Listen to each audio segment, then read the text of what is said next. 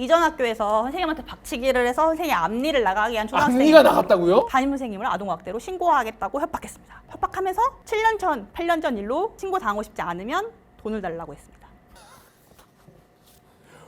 와. 아침에 학생이 학교 오면 아침맞이라고 해서 한 번씩 그래 안아주거나 그 유튜브에서 봐서 네, 하이파이브 하거나. 네, 맞아. 근데 얼마 전에 그거 했다 고소당한 선생님 있어요. 강제추행이라고. 강제추행했다고? 자, 그런데 이게 지금 학부모뿐이 아니라 이 양천에 있는 초등학교에도 그렇지만 이제는 학생들이 선생님을 때리고 네. 성희롱하고 네. 불법 촬영하고 네. 이런 학생들이 있다는 거잖아요. 네. 이건 늘어났을 것 같아. 왜냐? 학부모가 선생 알기를 우습게 하니까 학생들을 당연히 선생들을 우습게 하지 않겠습니까? 그렇죠. 왜냐하면 아이들이 눈치가 빨라요. 어떻게 보면 되게 눈치 빠르지. 네, 눈치가 빠르고 애들이 쏙 빨라. 되게 신기하게 권력관계 같은 거를 본능적으로 파악한다고 할까요? 그런 게 있어가지고 선생님들이 권한이 없는 걸 알게 되면 더 함부로 하게 되는 것 같아요. 확실히. 실제로 이게 아까 말씀하신 것처럼 볼펜을 던져도 던진 것도 아니 너무 놀라서 반사적으로 그냥 하신 거예요. 반사적으로. 이런 케이스가 그분 선생님뿐이 아니라 많이 있나요? 참 이게 또 말씀드리기가 또 특정될까봐 조심스럽긴 한데, 그러니까 몰카는 되게 흔합니다. 선생님들도 모르실 수도 있어요. 왜 제가 모르실 수 있다고 말씀드리냐면 저한테는 소년범들도 오거든요. 그럼 소년범들은 학교에서 촬영하는 경우들이 있어요. 그래서 저는 그 소년범의 대리인인데 학교에 가서 피해 사실을 알릴 수는 없잖아요. 아, 소년범을 변호하시는 네. 경우가 있다.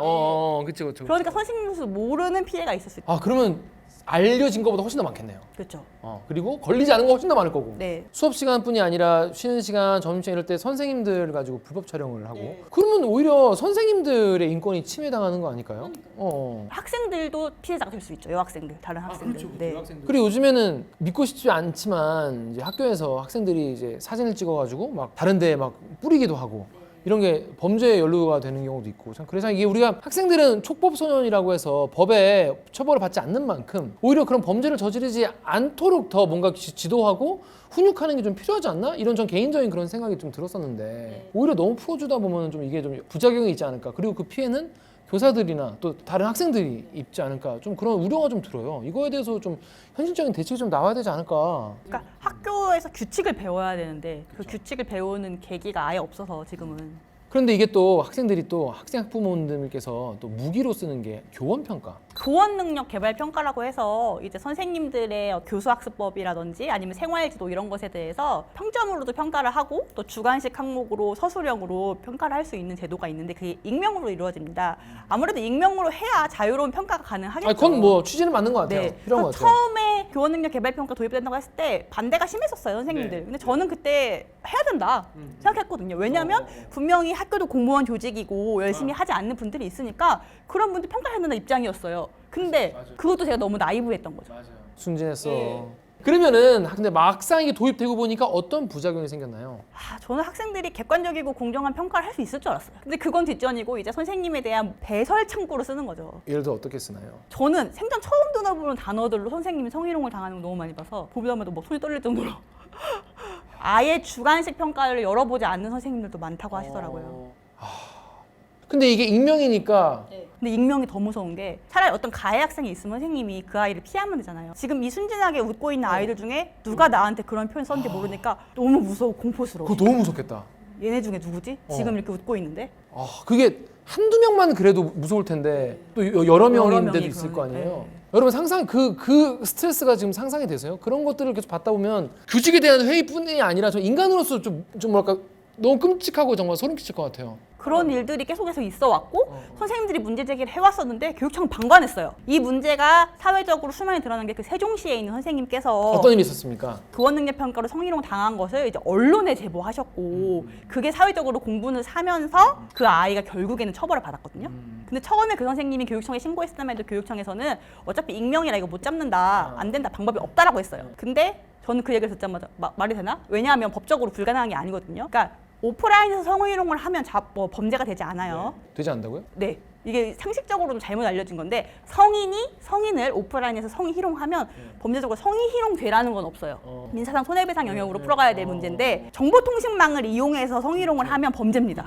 그래서 우리가 왜 통매음이라고 들어보셨죠? 게임하다 통매음으로 고소당했다 이런 말 나오잖아요. 그러면 교원능력평가가 온라인으로 이루어지기 때문에 통매음이 되거든요. 그럼 경찰이 수사를 해서 특정을 할 수가 있어요. 근데 교육청에서는 아니라고 했던 거죠. 그냥 교육청은 문제 만들기가 싫은 이런 교원 평가하는 학생을 오히려 지금 따끔하게 훈육을 하는 게 그 학생을 전국엔 보호하는 게 아닐까? 그렇죠. 이런 생각이 드는데요? 맞습니다. 저는 그렇게 생각합니다. 근데 더 문제는 얼마 전에 그 세종시 제보하신 선생님께서 글을 올리셨는데 퇴직을 하셨어요. 왜 퇴직? 그 제보 이후 교육청에서 그 선생님에 대한 감사를 했다고 합니다. 왜? 모르겠어요. 저도 선생님의 주장이에요. 저도 확인된 게 아닌데 감사를 받으셨대요. 공익 제보를 하시고 피해를 호소하셨는데 감사까지 받고 나니 더 이상 교직에 있을 수 없어서 퇴직을 하셨다고 글을 쓰셨더라고요. 그러면 진짜 회의감 느낄 거예요. 내가 왜 이걸 하나? 그러니까 제 생각에 만약에 실제로 감사를 했다면 감히 우리를 이렇게 힘들게 이거 아닐까요? 그러니까 괘씸죄예요, 괘씸죄. 괘씸죄잖아요. 자, 그러면 교원 지원법이라는 게 또 있다고 해요. 교원 지위법. 지위법. 네. 교원 지위법이 교원 선생님들이 이렇게 피해받고 이렇게 힘들게 하는 이런 걸 좀 이렇게 보호해주는 그런 취지인 거죠. 네, 그런 취지입니다. 네. 네. 어떤 법입니까 이거는? 그러니까 교원지휘법에 여러 가지 내용이 있어요. 뭐 교원 소청에 대한 내용도 있고, 뭐 교원을 이렇게 보호해야 된다 이런 내용도 있는데 제일 핵심적으로 중요한 것은 교사가 교육활동 중에 침해를 당하면 교권보호위원회를 개최해서 가해 학생을 징계하고 피해 교원을 보호할 수 있는 조치를 담고 있는 것이 교원지휘법입니다. 딱 들었을 때는 이런 게 있으면 좋겠다, 잘 관리되겠다 싶은데 어떻게 문제가 있나요? 일단 그 교원지휘법은 반쪽짜리 법이에요. 왜냐하면 교권을 침해할 수 있는 가해자는 저희가 한참 이야기를 나누었듯이 학부모가 있을 수 있고 학생이 있을 수 있고 가해자가 둘이잖아요. 근데 학부모가 가해 행위를 했을 때 학부모한테 아무것도 할 수 없습니다.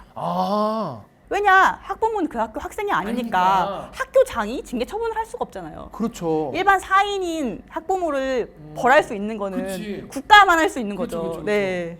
여러분, 이게 학부모는 학교에 어떤 식으로든지 간에 연관되어 있는 사람이 아니기 때문에 학생은 처벌할 수 있지만 학부모는 처벌할 수 없다. 그렇다고 학부모가 뭐라 했다고 학생을 처벌할 수 없잖아. 언제까지도 말도 안 되죠. 애가 뭔 죄라고. 그건 말이 안 되는 거고. 그러니까 학부모님의 어떤 몬스터 페어런트는 어떻게 할 수 없는 그런 법인 거네요. 그래서 좀 반쪽짜리라고 제가 말씀을 드리는 거고, 또 학생의 경우에도 사실 솜방망이 처분이 나오는 경우가 많죠. 왜냐하면 교권보호위원회가 각 학교별로 이루어지거든요. 그럼 거기 들어오는 사람들은 학부모위원이 있고요. 학부모님 중에 한 분이 들어오시는 거예요? 몇 분이 들어오세요. 학부모위원이 들어오고 교사위원이 들어오고 외부위원이 들어옵니다. 그렇다 보니까 다 각자 생각하시는 방향이 달라서. 근데 같은 사안을 놓고 사실 비슷하게 판단하지 않아요? 근데 이게 막 시작된 지 얼마 안 된 제도이기도 하고 그분들이 어떤 법적인 지식이나 전문성이 충분하다고 보기는 어렵죠. 전문성이 없어도 사실 이런 게 사실 그 아동이 뭐 학부모 이런 거나 이런 거는 하시는 사안이 진짜 무슨 뭐 부동산 이런 거랑 다르게 단순한 편 아닙니까? 단순한 편의 예를 하나 들어드릴게요. 네. 어떤 선생님한테 학생이 몇 개월 동안 아침마다 물을 떠다 줬어요. 학생이 자발적으로. 자발적으로 네. 선생님한테. 선생님 물 드세요. 드세요. 하니까 너무 예쁘다 고마워 이렇게 그래 드셨어요. 근데 얼마 후 그 물이 변기물이었다는 걸 알게 됐습니다. 실제 사례입니다. 어떻게 알게 된 겁니까?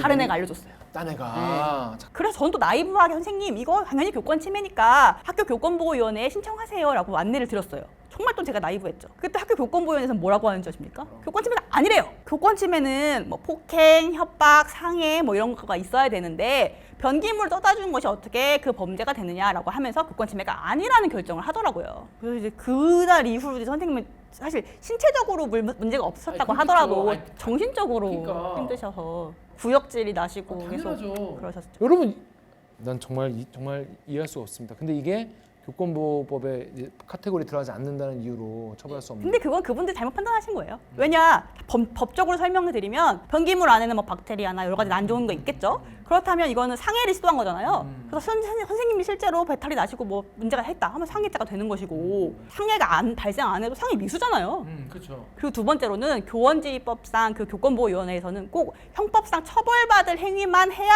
교권 침해가 아니라 교사의 정당한 교육 활동에 반복적으로 부당한 민원을 제기하거나 아니면 그 밖에 학교장이 인정하는 것 이렇게 해서 학교장님 인정 좀 해줘. 네, 이런 거는 폭넓게 하면 돼요. 그 학교장이 왜 인정 안 해줬어요? 그러니까 학교장은 그 교권보호위원회에 안 들어가고요. 왜 안? 그 위원분들이 선생님들이 그런 법조항을 잘 이해를 못하는. 그거를 그래서 인정 안 하셨구나. 그래서 제가 그 학교에 내용 증명 하나 보냈어요. 네. 바로 위에 변호사 직인 찍어갖고. 네. 더 웃긴 건 바로 걔를 또 퇴학시켜버리대요. 애를 갑자기 또? 그러니까 처음에는 아예 전문성이 없어서 교권 침해가 아니라고 하더니 제가 막 조목조목 따라서 이게 막 범죄고 막 학교장애 책임이 발생할 수 있고 쓰니까 무서우셨나 봐요. 퇴학시켜버리더라고요. 아 그것도 극단적이다. 극단적이죠. 너무 극단적이죠. 아니 이게 지금 변호사님이 아시는 것만 이거면 전국 방방 곳곳에서 이런 일들이 계속 발생하고 있다는 거예요. 자, 근데 최근에 양천구의 6학년 초등학생이 전학 가기로 결정이 됐다는 거예요. 얘도. 그 학교 선생님은 또 무슨 죄일까? 얘를 어떻게 그러면 전학을 보낸다고 다 해결되는 것도 아니고 뭔가 그러면 해결책이 있고 아니면 그 학교에 뭔가 무슨 뭐 특수 무슨 뭘 해준다든지 선생님을 뭐 보내드린다든지 뭐 이런 것도 아니고 그냥 전학만 보낸 거 아니에요. 전학이랑 뭐 특별교육을 이수하라고 하긴 했죠. 네. 전학 보냈다. 끝. 그럼 그 학교에서 또 문제 안 일으킬 거라는 실제로 거잖아요. 있습니다. 그런 사례가 있었습니다. 어떤? 제가 경험한 사례 중에서 이전 학교에서 선생님한테 박치기를 해서 선생님 앞니를 나가게 한 초등학생이 앞니가 나갔다고요? 초등학교 저학년 그때 3학년이었을 거예요. 네, 그 학생이 있었는데 전학을 갔어요. 다른 학교로 이제 교권 침해 때문에 가자마자 또 선생님 팔을 막 시퍼렇게 멍들게 하고 해서 결국 그 반에 담임 5번을 바뀌게 하는 애가 있습니다.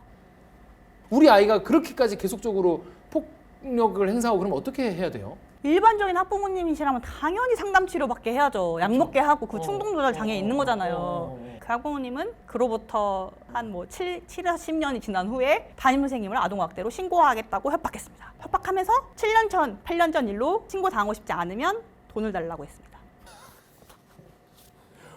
와. 그래서 카페에 만나서 두 분이 이야기하시면서 도대체 무슨 소리 하시는 거냐, 내가 걔를 어떻게 잘 챙겼는데 왜 나한테 그런 얘기를 하시냐 했더니 선생님 해외여행도 많이 다니시는 것 같고 카톡 보니까 돈 많으신 것 같아서 돈 주셨으면 좋겠다. 저는 이 아이를 키우느냐고 너무 힘들었다. 무슨 소리죠? 그래서 선생님께서 신고하시라고 해서 결국 신고했고 결국에는 법원에서 불처분 결정을 받은 사례가 있습니다.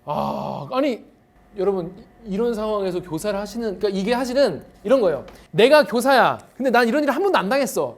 하지만 이런 사례를 내가 들을 거 아니에요. 그거만으로 스트레스야. 그거만으로 학교 생활을 하기 너무 무섭고 싫을 것 같아요. 다. 그러니까 전체 교사의 사기가 다 떨어질 것 같아요. 이러면. 지금 그런 상황이에요. 저도 약간 확실히 놀랐던 게 이번 사태가 교사들한테 정말 큰 울림을 줬나 봐요. 친구나 뭐 옛날 동료 교원들 연락 안 하고 오래 안 한 지 오래된 분들이 정말 수십 명이 동시에 카톡 프로필 다 바뀌시더라고요. 다 추모하는 걸로. 그런 적이 없었거든요. 그러니까 뭔가 이게 요즘에 뭔가 아이들에 대해서 이 보호자분들이나 학부모분들이나 이런 분들이 뭐 예민할 수도 있는데 이 사람들에 대한 어떤 보호 조치가 좀 안 되는 것 같다. 뭔가 선량한 피해자들이 생기는 거죠. 선량한 피해자가 생기는 거예요. 그리고 선생님들이 학생들한테 더 제대로 잘 못하고 기죽고 이런 것들이 그래서 이게 왜 이런 분야가 유독 많이 힘들어졌나. 저도 참 궁금해요. 예전과 많이 달라졌죠, 진짜로. 네.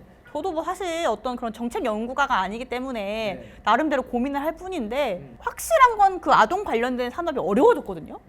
그럼 보호자들한테 무슨 변화가 있긴 있는 거예요. 그걸 누가 연구를 좀 해주셨으면 좋겠는데. 저는 사실 교육에 대해서 잘 모르지만은 너무 그렇게 안전하게만 그냥 아무 그 멸균으로 키우는 것이 맞는지. 멸균실에 있다 사회에 나오면 바로 죽죠. 그렇죠. 그래서 근데 요즘에는 사회 나가도 보호자분들이 전화하신다는 거 아니에요. 직장 상사한테. 군대에 전화하고. 군대에 전화하고 하시나. 교도소에도 그렇게 전화하고. 민원을. 진짜? 저는 이제 국선 사건들도 하거든요. 형사 국선 사건들. 그럼 아드님이 뭐 한 40, 50대인데 범죄를 중한 범죄를 저지르셨으니까 교도소에 가셨을 거 아니에요? 그러셨겠죠. 근데 우리 아들이 입맛이 없다고 변호사님 가서 법견 좀 가주시라고 한다거나 교도소에 식단이 부실하다고 민원을 넣는다거나 이러세요. 그만해! 제발 그만해! 제발 그만했으면 좋겠습니다. 이게 뭔가 이제 너무 이런 민원에 너무 취약한 구조를 좀 만들어 놓은 게 아닌가. 그래서 이런 분들도 보호할 그런 어떤 액션이 좀 필요한 시기가 또 오지 않았나 이런 생각까지 좀 들더라고요. 자, 그래서 이 대책 같은 경우에 사실 우리가 정책 세운 사람들 아니기 때문에 뭐 말할 수 없지만은 최근에는 근데 대통령실에서 그런 얘기 했어요. 뭐 주사파가 만든 학생 인권 조례 때문에 교사가 자살했다 이런 식의 반응을 보여가지고 이제 언론에 나오고 했는데 사실 학생 인권 조례 같은 경우에는 이제 취지 자체는 굉장히 좋은 취지로 한 거고 근데 이거를 악용하는 일부 이제 부모님들이 문제인 건데 인권조례 자체는 읽어보면 뭐 당연히 타당한 말이에요. 학생 차별하면 안 되고 보호해야 되고 너무 옳고 타당하고 전체적으로 문제 없습니다. 원래 헌법상 기본권들이 있었던 걸 그냥 적어놓은 것뿐이에요. 근데 간혹 약간 이상한 인권조례 조항들이 있긴 해요. 예를 들면은 원래 경기도 같은 경우에는 이런 게 있어요. 학생 상벌점제를 원천적으로 금지한다. 상벌점제가 인권 침해라는 상벌점제가 거예요. 인권 침해. 근데 서울시 교육청은 상벌점제를 하고 있어요. 그럼 서울시는 인권 침해하나요? 아 다르구나 그게. 그래서 지금 현재 경기도 교육감님 그걸 개정한다고 하십니다. 근데 아무튼 원래 아직 현재까지는 그래요. 그래서 이게 문제가 뭐냐면 학부모가 고소를 하면서 이거를 들먹이더라고요. 선생님 아까 칭찬 스티커 사건에서 선생님 우리한테 칭찬 스티커 안 주셨잖아요. 그거 경기도 학생 인권조례 상벌점제는 인권 침해라고 하는데 이거 인권 침해하신 거잖아요. 그럼 참 잘했어요. 손목에 도장 이런 거 찍으면 안 되는 거잖아요. 아유 신체에 접촉하시지 아 진짜 말라고. 접촉하면 안 돼. 너무 힘들다. 너무 힘들다. 저는 정말 얼마나 교사님들이 힘드실지 정말. 교육자였던 사람도 너무 안타까운 게 학생들은 선생님이랑 접촉하고 스킨십하고 하면서 얼마나 정서적으로 안정되는지 몰라요. 저희 교육할 때만 해도 막 무슨 뭐 핀란드 교육법인가 해서 되게 유행하던 게 있어요. 아침에 학생이 학교 오면 아침맞이라고 해서 한 번씩 안아주거나 그 유튜브에서 봐서 네, 하이파이브 하거나. 네, 맞아. 근데 얼마 전에 그거 했다 고소당한 선생님 있어요. 강제추행이라고. 강제추행이라고. 강제추행했다고? 그러니까 그게 강제추행이래요. 끌어안았으니까. 그래서 이제 저는 아침맞이도 하지 마시라고 합니다. 그러니까 그 어떠한 일체의 신체 접촉도 하지 말라고 말씀드리거든요. 초등학교일수록 저는 약간 뭐랄까 인간미 넘치고 약간 반은 놀러 간다 약간 이런 생각이거든요. 저도 그랬어요. 반은 놀러 가고 친구 만나고 행복하게 네. 웃고 까르르 떠도 이런 곳이어야 되는데 이런 식으로 계속 민원을 넣고 아이고 아침에 왔어 이렇게 하고 이거가 추행이다 이런 식으로 하면 점점 더 각박하고 더 차갑고 더 약간 그럼 법대로 합시다 이런 곳으로 초등학교가 변하게 할 수밖에 없겠다 이런 생각이 들어요. 근데 이제 그걸 못 하시는 거잖아요. 못 하는 거죠. 그냥 딱 기계적으로 대하고. 딱 할 것만 하고 애가 하면 오지마 터치하지 마 이거 선 그어놓고 여기 안에 들어오지 마 이렇게 해야 되는데. 그러니까 이게 그 학부모님들이 원하는 교실의 모습인가 전 좀 다시 한번 생각해 봐야 될 것 같다는 생각이 듭니다. 자 오늘 사실 임 변호사님이 너무 바쁘고 오늘 사실 쉬는 날이에요. 몇 시간 후에 비행기를 탑니다. 네, 이제 왜냐면 너무 지금 이 국면에서 가장 해야 될 일을 정말 많이 하신 것 같아요. 여기 나오셔가지고 이 상황에 대해서 설명도 많이 해주시고 사람들이 또 커뮤에 막 블라인드에 막 글이 올라오면 반신반의하거든요. 에이 설마 저 정도겠어? 그거 저한테 거짓말 하신다고 하실 때 제가 왜 뭐하러 거짓말 하겠어요. 뭐하러 거짓말 하겠어요?